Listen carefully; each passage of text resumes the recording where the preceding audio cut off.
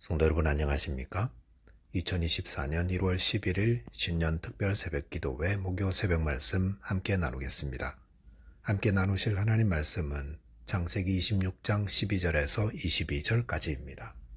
본문은 아브라함의 아들 이삭이 받은 하나님의 복에 대해서 말씀하고 있습니다. 본문을 통해서 하나님은 100배로 복을 주시되 고난과 송해를 통해서도 더 큰 복을 주심에 대해서 묵상하겠습니다. 첫째 묵상할 내용은 하나님의 복은 100배나 얻게 하신다는 것입니다. 본문 12절을 보시면 이삭이 그 땅에서 농사하여 그 해에 100배나 얻었고 여호와께서 복을 주심으로 라고 하였습니다. 본문에 보시면 이삭은 그 땅에서 농사하였고 그 해에 100배나 얻었다 했습니다. 농사를 지어보신 분들은 본문을 읽으면서 아마 눈이 휘둥그레지지 않을까 생각합니다. 이삭은 농사를 짓던 사람이 아니었습니다. 그는 조상 때부터 목축하던 자였습니다. 양과 소를 키우던 자였다는 겁니다. 그런데 기근 때문에 풀 먹을 곳도 없고 물도 없어서 블레셋 사람들이 거주하는 그랄 땅으로 이주해 왔던 것입니다. 그리고 그곳에서 그곳 사람들이 하던 방식대로 농사를 지었습니다. 농사를 지었다기보다 남들을 따라 농사를 지어 보았다 할 수 있습니다. 그런데 농사라는 것이 그냥 씨 뿌려 놓으면 되는 것이 아닙니다. 씨를 뿌리기 전에 땅을 개간하고 흙을 비옥하게 해야 하고 또 씨를 뿌릴 때도 어느 정도 깊이로 해야 하는지 그리고 언제 어떻게 물을 줄지 다 알아야 하는 겁니다. 그런 것들이 다 농사의 비법입니다. 그래서 외지에서 온 사람들은 전 몇 년간의 시행착오를 거치고 그런 후에야 소출을 거두게 됩니다. 그런데 본문에 나오는 이삭은 한 번도 농사를 지어본 적이 없었던 자였습니다.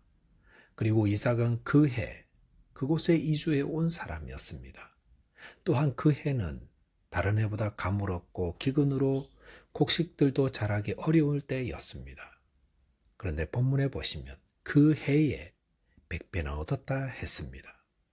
이것이 가능한 것은 여호와께서 복을 주셨기 때문입니다. 이것은 이삭이 급이 다른 사람임을 보여줍니다. 그는 농사를 잘 짓는 자도 아니었고 목축을 잘하는 사람도 아니었습니다.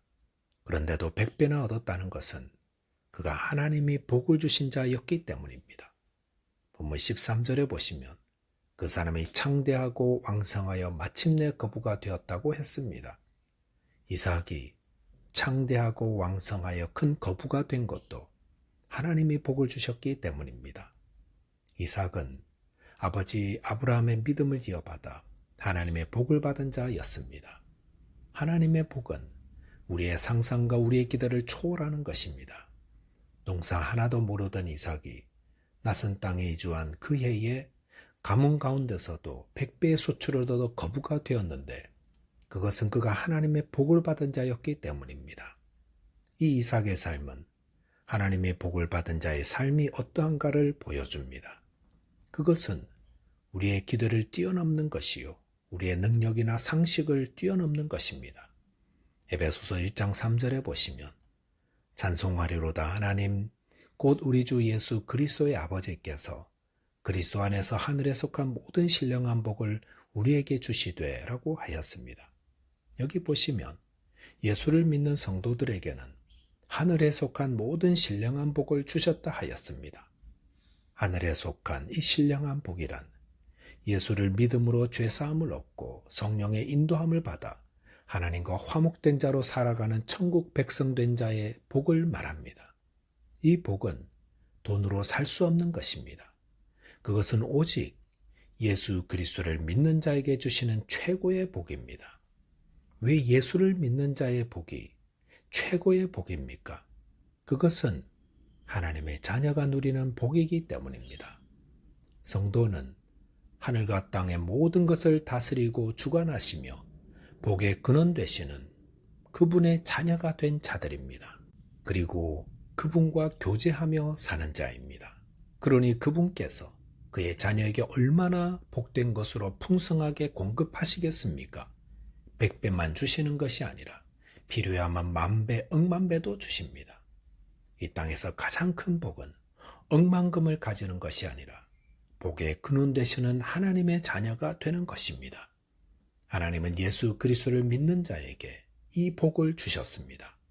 성도는 복의 근원 되시는 하나님과 교제하며 하나님이 주시는 복을 누리며 살아가는 참으로 복된 자입니다. 두 번째 묵상할 내용은 고난과 손해는 더 큰 복을 주시려는 하나님의 섭리라는 것입니다. 본문 14절 15절에 보시면 양과 소가 때를 이루고 종이 심이 많음으로 블레셋 사람이 그를 시기하여 그 아버지 아브라함 때에 그의 아버지의 종들이 판 모든 우물을 막고 흙으로 메웠더라 하였습니다. 이삭이 거부가 되자 그랄의 블레셋 사람들은 그를 시기하였습니다.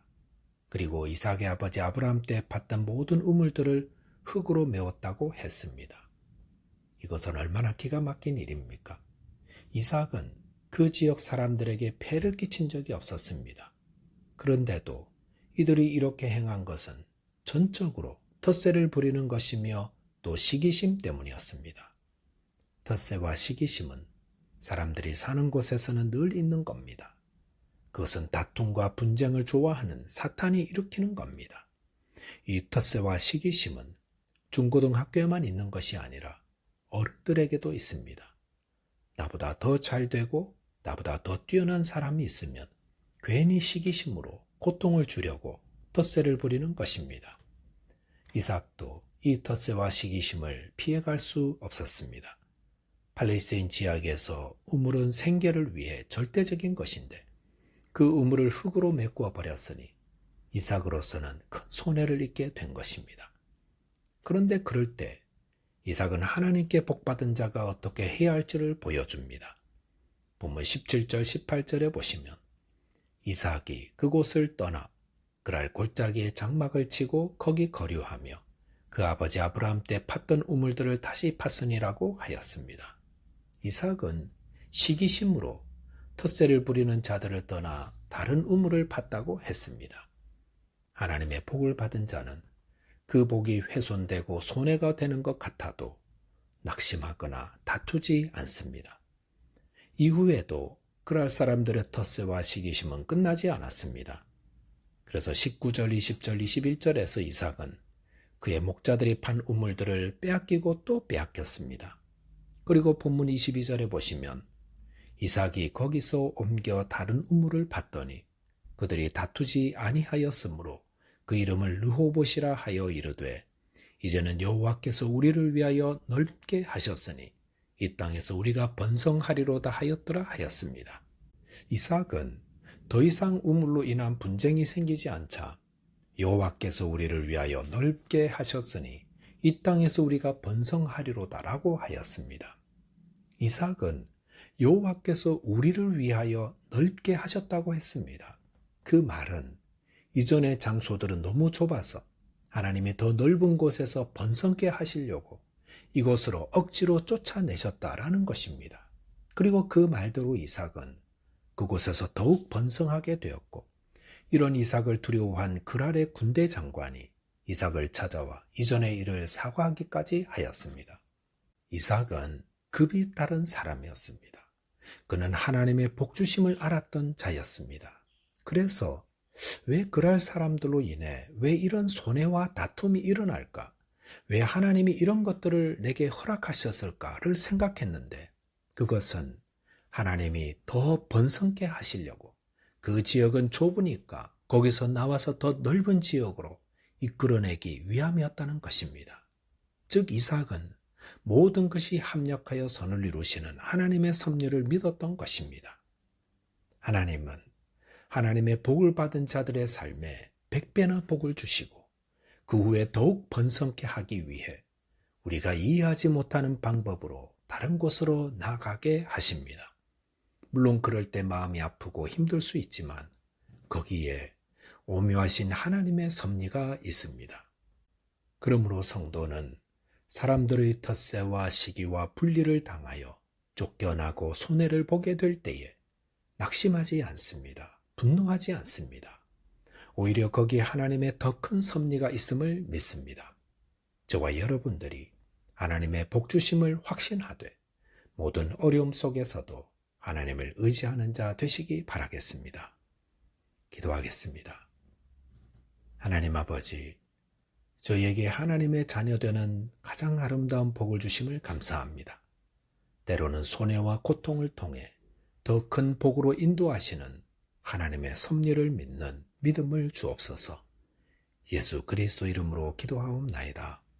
아멘. 오늘도 믿음 안에서 승리하는 하루 되시기 바라겠습니다. 감사합니다.